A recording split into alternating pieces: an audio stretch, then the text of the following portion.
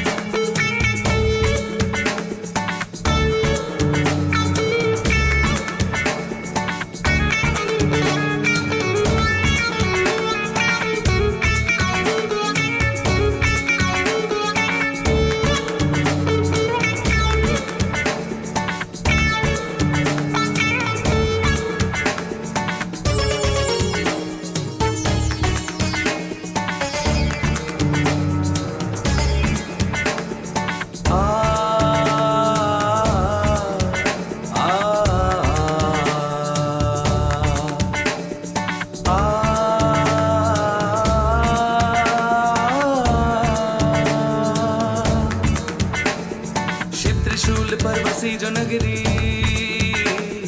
तीन लोक से न्यारी है, ऋषियों की तप भूमि रही है, त्रिदेवों को प्यारी है। चंद्रमौली वृक्ष के तू जहां पर करते निश दिन वास है, वो महाकाल का धाम है, वो काशी शिव का धाम है। हर कंकर में शंकर शंभू, हर कंकर में शंकर, हर कंकर में शंकर शंभू, हर कंकर में Shankar. भस्मराज Shiv Shankar Shambhu Jatadhari Shiv Shankar, भस्मराज Shiv Shankar Shambhu Jatadhari Shiv Shankar. Boom boom Shiv Shankar Shambhu, boom boom Shiv Shankar, boom boom Shiv Shankar Shambhu, boom boom Shiv Shankar.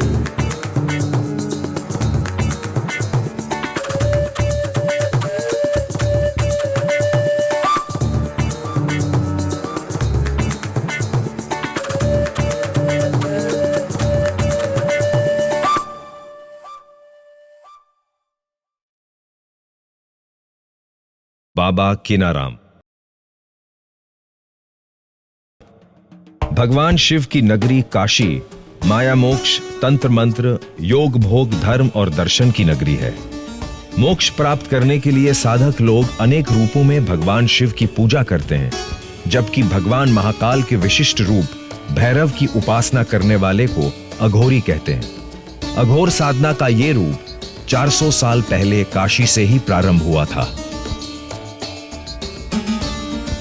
भगवान शिव का एक रूप है भैरव और इनकी पूजा करने वालों को अघोरी कहते हैं।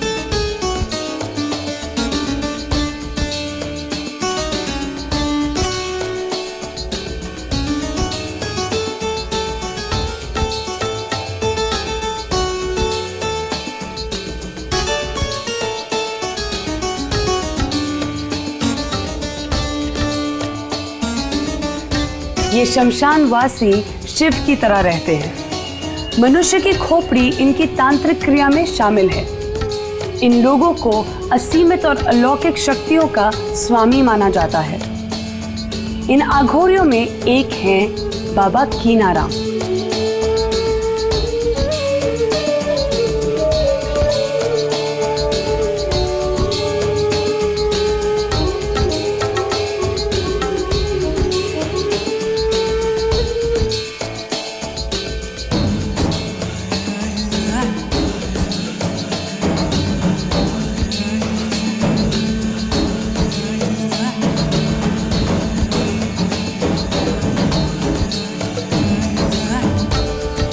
सन 1601 में वाराणसी जिले के रामगढ़ गांव में कीनाराम जी का जन्म हुआ था। वे केवल 12 वर्ष की उम्र में घर त्याग अघोरी बनकर भारत भ्रमण पर निकल गए। अघोरियों की कुल देवी मां हींगलाज की प्रेरणा से कीनाराम जी काशी के हरिश्चंद्र घाट पहुंचे। वहां पर उनकी भेंट अघोरियों के आचार्य बाबा कालूराम जी से हुई। बाबा कालूराम जी के साथ कीनाराम जी क्रीकुंड पहुंचे। वहां उन्होंने धूनी रमाई और मां हिंगलाज की कठोर तपस्या की, जिससे उनको रिद्धियां सिद्धियां प्राप्त हुई और उन्होंने काशी के बहुत से प्राणियों का उद्धार किया।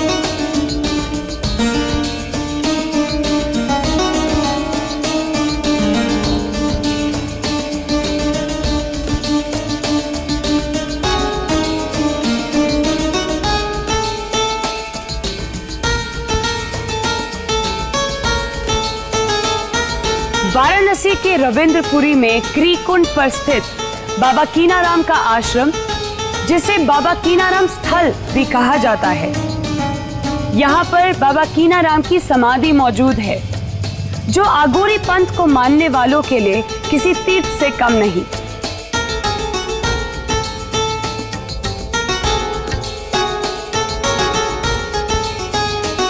बाबा कीनाराम ने 170 वर्ष की आयु में समाधि ली।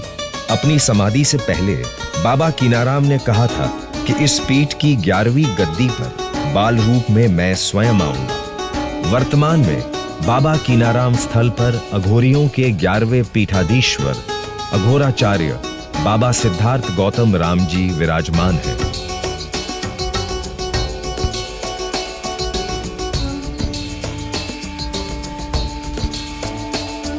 आज की आधुनिकता की अंधी दौड़ में भी काशी में ही नहीं, भारतवर्ष के अनेक भागों में भी अघोर साधना अनवरत जारी है।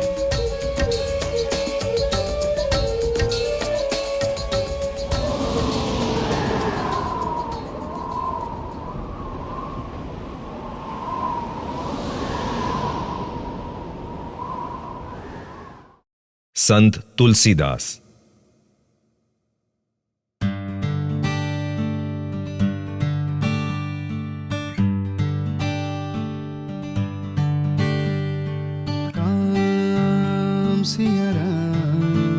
सिया राम जय जय राम, राम सिया राम जय जय राम।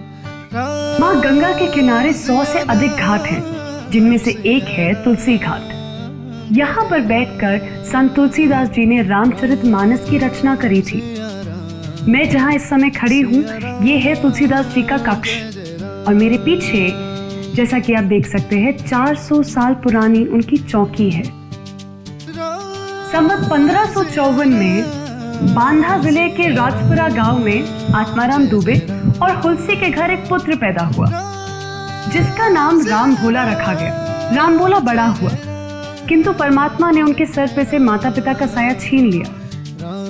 फिर वह जाके संत नरहरिदास जी के संपर्क में आए। नरहरिदास जी ने उनको राम मंत्र की दीक्षा दी और उनका नाम तुलसीदास रखा। नरहरिदास जी ने सूकर खेत में तुलसीदास जी को रामायण सुनाई। वहां से अयोध्या होते हुए तुलसीदास जी काशी पहुंचे। उस समय महर्षि वाल्मीकि द्वारा रचित ग्रंथ रामायण मौजूद थी, किंतु संस्कृत में होने के कारण वे लोगों की समझ से परे थी। संवत 1631 में रामनवमी के दिन तुलसीदास जी ने रामचरितमानस की रचना शुरू करी। और ऐसा रामचरितमानस उन्होंने डेवलप किया कि जो विद्वानों के लिए भी है और जो नहीं पढ़ा लिखा है उसके लिए भी है, क्योंकि वो रीडेबल है, आप उसको समझ सकते हैं। और हम लोगों की अपनी जो फीलिंग है, आप जितने बार उसको पढ़ेंगे आपको नया अर्थ उसमें आएगा। तुलसीदास जी के घर में आज भी उनकी 400 साल पुरानी रचना रामचरितमानस की मूल पांडुलिपि रखी हुई है। संभवतः पहली बार इस अमूल्य कृति की फोटोग्राफी की गई है। काशी में ही संत तुलसीदास भगवान राम की कथा सुनाते थे। हनुमान जी कोढ़ी के वेश में प्रतिदिन राम कथा सुनने आते थे। एक दिन तुलसीदास जी ने हनुमान जी को पहचान लिया और उनके पैरों में जा गिरे। हनुमान जी ने अपने वास्तविक स्वरूप में आकर तुलसीदास जी को दर्शन दिया और उनसे कहा कि वे चित्रकूट जाकर भगवान राम के दर्शन करके आए। कहते हैं बाद में तुलसीदास जी ने चित्रकूट जाकर भगवान श्री राम और लक्ष्मण के दर्शन किए। देखिए, ये प्रचलित कथा उस समय का है और ये स्थान जो आप वहाँ पर देखेंगे शिलापट भी लगा हुआ है। संवत 1680 80 गण के तीर, श्रावण श्यामा तीज शनि तुलसी तजो शरीर।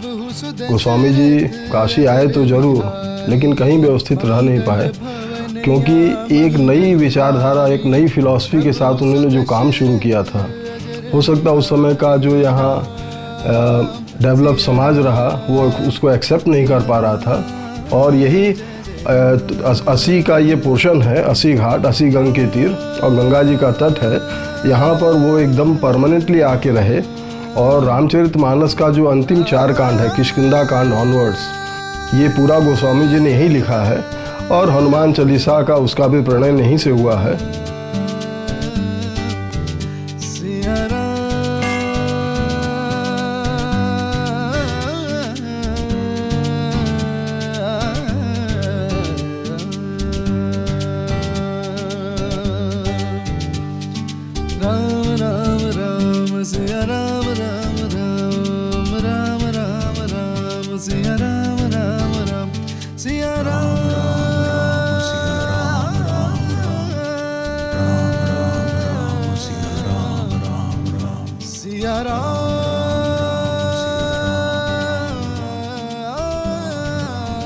और वो ये भी नहीं कहते कि रामचरितमानस हमने लिखा है। रच महेश निज मानस राखा, पाए सुसमय शिवासन भाग। उन्होंने कहा कि ये भगवान शिव के ये मानस में है, वही चीज़ तो मैं बस लिख रहा हूँ। और देखिए, एक तो हम लोगों का ये मानना है कि वो परंपराएं नहीं चल पाएंगी जो कि मॉडर्न वर्ल्ड से अपने को कनेक्ट नहीं कर पाए। आप अगर कोई इस तरह की परंपरा लेके चल रहे हैं तो आपको सोसाइटी से अपने को कनेक्ट करना चाहिए, सोसाइटी को उसका कुछ लाभ मिलना चाहिए। अगर आप ऐसा नहीं कर पाते हैं तो you will be just set aside. Ram Ram Ram Siya Ram Ram Ram Siya Ram Ram Ram Siya Ram Ram Ram जय जय राम राम राम सिया राम राम सिया राम राम सिया राम जय जय।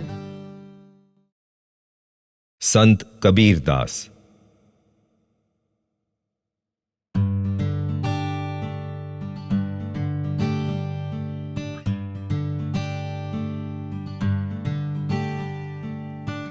कबीरा कबीरा है कबीरा, कबीरा है कबीरा, कबीरा है कबीरा है कबीरा, कबीरा है कबीरा, कबीरा है। जहाँ हमें भी बैठे हैं, ये कबीर साहब का ये कबीर चबूतरा था।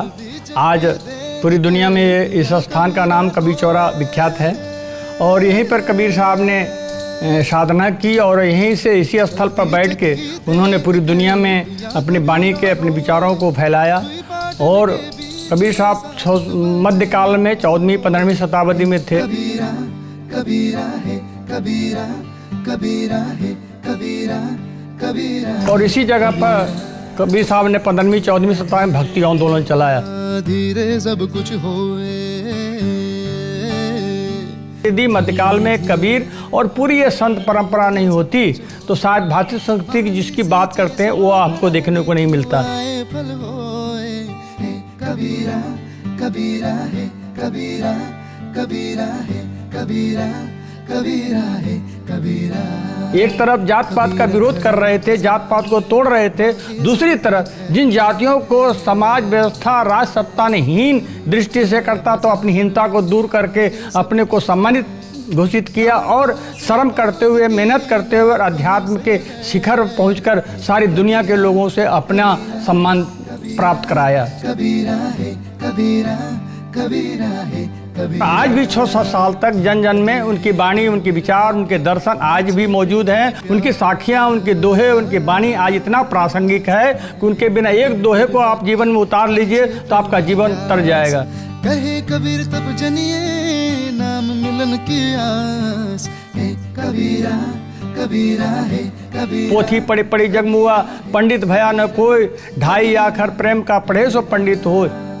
हेरत हेरत है सखी रहा कबीर हेराए। कबीर जब इकतारे के धुन पे गाया करते थे तो उनसे प्रभावित होकर ऐसे लोग इस आश्रम के चारों तरफ आकर बस गए। बूंद में सोकत हेरत सब जाए कबीरा कबीरा है। और वो भी गुनगुनाया करते थे, संगीत में नृत्य गायन और वादन के साथ यहाँ एकत्रित हुआ करते थे।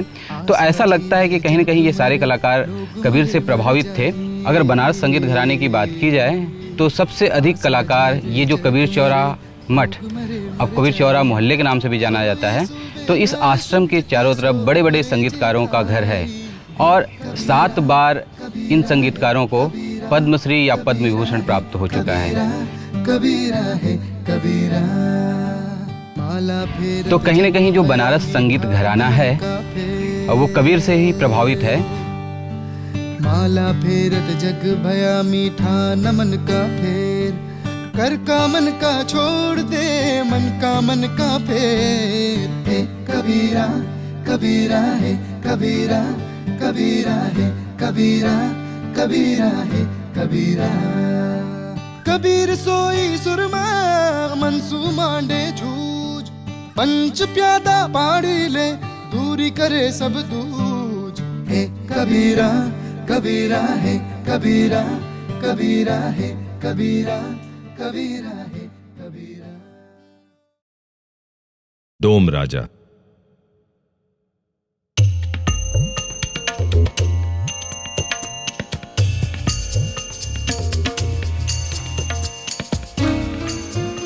गंगा तट पर बसा हुआ ये डोम राजा का घर है। हिंदुओं के अंतिम संस्कार में डोम का एक महत्वपूर्ण स्थान होता है। वाराणसी के शमशान घाटों पर डोम लोग 5000 वर्षों से मृतकों की अंतिम क्रिया शवदाह करते आए हैं। स्कंद पुराण के अनुसार काशी में जैसा मोक्ष प्राप्त होता है वैसा और कहीं नहीं मिलता। इसीलिए हिंदू लोग काशी के इन शमशान घाटों पर शवों को जलाते हैं।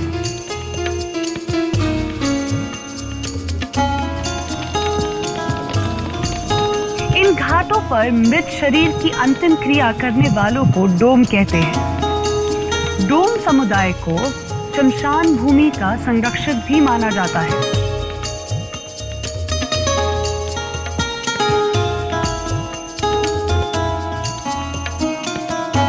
डोम के मुखिया को डोम राजा या चौधरी कहते हैं।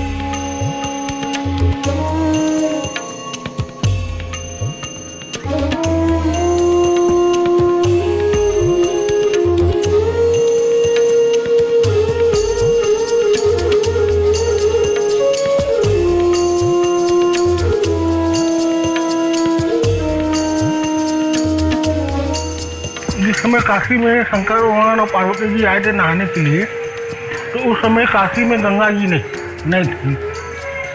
उस समय कुंड था मनगंगा घाट पे। तो बोली कि ऐसा हम काशी में नहाना चाहते हैं। तो बोली, शंकर जी बोले कि कहाँ नहाओगे? बोले कि ऐसा कि कुंड में नहाएंगे। तो गई, उनको लेकर गए शंकर जी और पार्वती जी कुंड के पास गए। तो हम लोग की जो जाति थे उस समय हम लोग पंडित थे। तो बोले कि ऐसा देखो ये नहाना चाहती है, इनको स्नान कराने के लिए जगह दिखा दो। तो जब वो गई नहाने के लिए तो नहा के आए तो उनका एक कान का कुंड गिर गया। आके बोले कि ऐसा प्रभु हमारा कुंड गिर गया है, तो इन सबों से कर दीजिए कि हमारा कुंड ला दे। तो एक जो हमारा जाति का था वो गया लेने के लिए, वो पा गए, पाकर उसको रख लिया, चुरा लिया। तो बोला कि ऐसा कि नहीं मिला। तो उसी समय शंकर भगवान पार्वती जी अपने रूप में आके बोले, चंडाल कहीं के रख के कह रहे हो कि नहीं मिला? तो कहे लगा हाथ जोड़ के माफ़ी मांगने। कहा प्रभु हमसे बहुत बड़ा गलती हो गया, हमको आप माफ़ कर दीजिए। तो मैं बोले कि ठीक ऐसा है कि तुम इसी जगह रहोगे और हिंदू को मतलब अग्नि दोगे, हिंदू धर्म को, उन्हीं से उनका उद्धार होगा। तो उसी समय से हमारा ये जो जाति है डोम परिवार समाज का, उसी समय से बना हुआ है।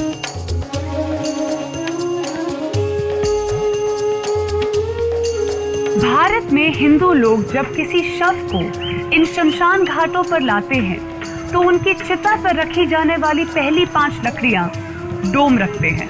उसके बाद मृतक के परिजनों को चिता में जलाने वाली सारी लकड़ी डोम ही उपलब्ध कराते हैं।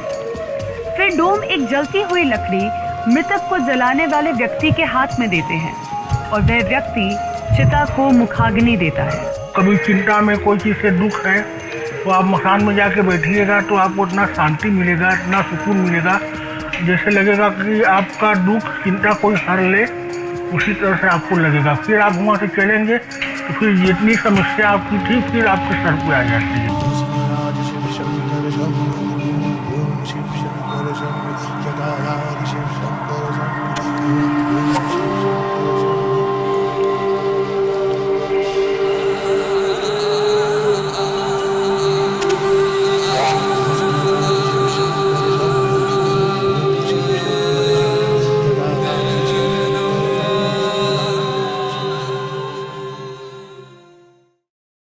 नेपाली मंदिर।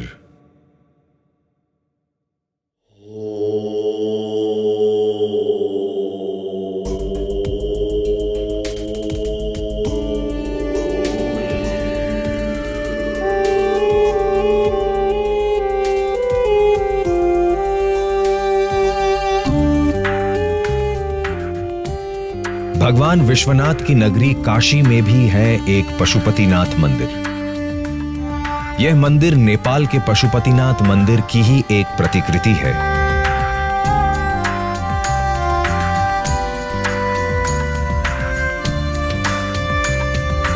भगवान शिव का यह मंदिर काशी के दूसरे शिव मंदिरों से बिल्कुल अलग है।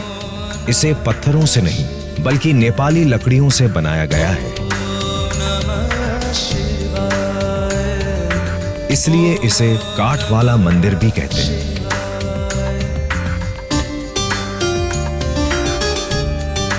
इसकी नींव 19वीं सदी में नेपाल के राजा राणा बहादुर शाह ने रखी।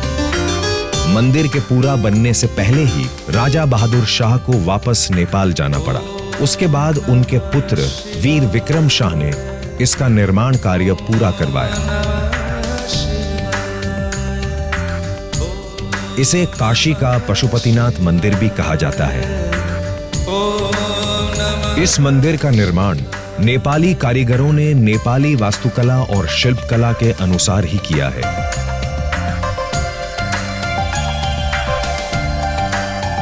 इसलिए इसे नेपाली मंदिर भी कहते हैं। इस मंदिर की दीवारों में लकड़ी की बनी हुई अनेक देवी देवताओं की मूर्तियां बनाई गई हैं।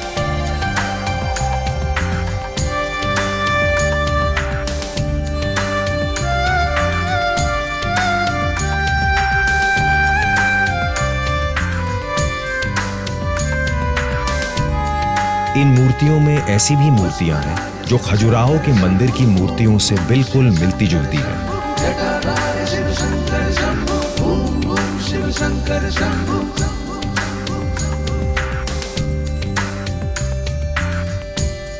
नेपाल के मंदिरों की तरह ही इस मंदिर के बाहर एक बड़ा सा घंटा है। इस मंदिर में पूजा पाठ नेपाल के पशुपतिनाथ मंदिर की ही तरह होता है। मंदिर के बाहर दक्षिणी द्वार पर पत्थर का बना नंदी बैल है और मंदिर के भीतर गर्भगृह में नेपाल के भगवान पशुपतिनाथ शिवलिंग की ही एक प्रतिकृति स्थापित है। जो लोग नेपाल नहीं जा पाते उन्हें इस मंदिर में ही भगवान शिव के पशुपतिनाथ स्वरूप के दर्शन सहजता से हो जाते हैं।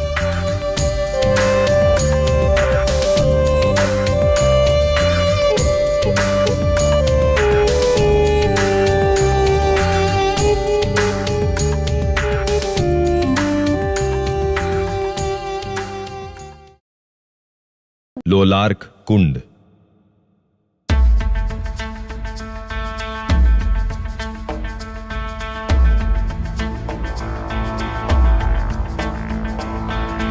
काशी भगवान विश्वनाथ की नगरी है, जिसकी पहचान इसके पावन मंदिर, सुंदर घाटों और जलकुंडों से होती है। वाराणसी के तुलसी घाट के पास स्थित है ये लोलार्क कुंड। इसे सूर्य कुंड भी कहा जाता है। ऐसी मान्यता है कि भगवान सूर्य का प्रथम स्वरूप लोलार्क इसी कुंड में मौजूद है। पुरातत्व के विद्वानों के अनुसार हजारों साल पहले सूर्य जैसा एक उल्का पिंड यहां गिरा था, जिससे इस कुंड का निर्माण हुआ था। कहते हैं कि मुगल सम्राट अकबर और जहांगीर के समय लोलार्क कुंड को काशी का नेत्र कहा जाता था। महारानी अहिल्याबाई होलकर ने इस कुंड की चारों ओर से मरम्मत करवाई थी। लोलार्क कुंड में पानी इकट्ठा होकर 2 अलग अलग कुएं में जाता है। यह कुंड चारों ओर से पत्थरों की दीवारों से घिरा है। कुंड के नीचे स्नान करने के लिए सीढ़ियां बनी हुई हैं। यहां पर सूर्य का प्रतीक एक चक्र स्थापित है। स्कंद पुराण के अनुसार यहां एक महान धार्मिक राजा देवोदास राज्य करते थे।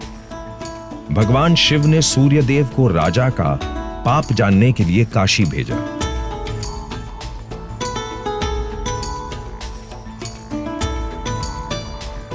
सूर्यदेव कई वर्षों तक काशी की गलियों में भटकते रहे, किंतु उन्होंने राजा देवोदास में कोई पाप नहीं देखा। भगवान सूर्यदेव को काशी नगरी बहुत प्यारी लगी, इसलिए वे स्वयं को 12 अर्क अर्थात 12 सूर्यों में अलग करके काशी में निवास करने लगे। उनमें पहले अर्क अर्थात पहले सूर्य का नाम है लोलार्क।